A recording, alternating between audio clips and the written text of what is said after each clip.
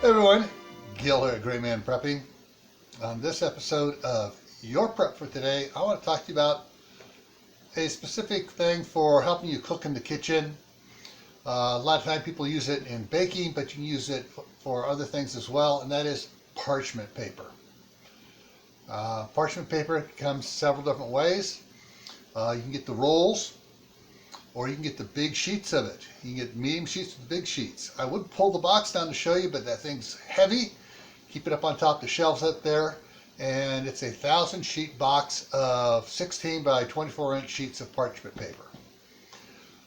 That'll last us a few years. Anyways, think about getting some parchment paper to help you when you're cooking, baking, whatever it is you're doing in the kitchen. You need something to separate the food and stuff and everything else. One of the options that is really neat about it is you can cut it to a size, and you're frying it bacon.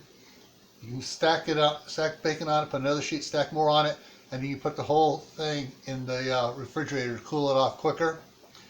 Or you can just freeze it. Now, Tammy at Rebel Canners just did a video where she took the bacon that was on parchment paper, folded it over, rolled it up, and put it in a canning jar and canned it to make it last longer. So there is a lot of things you can do with parchment paper.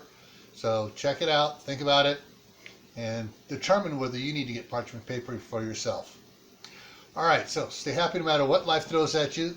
Stay safe, don't go out and do anything foolish. Keep adding to your preps: water, food, medicine, clothing, cooking items.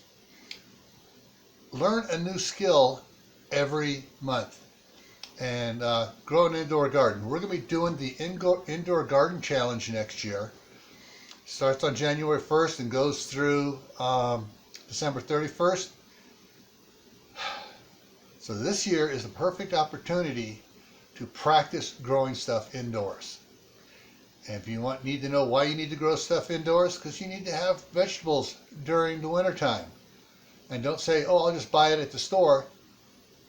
You know that's not a good thing. There is plenty of crap that they put on those on the vegetables in the store, especially the vegetables that come from South America. They spray them with chemicals to get them to ripen in transit, or get them to keep from ripening too much in transit.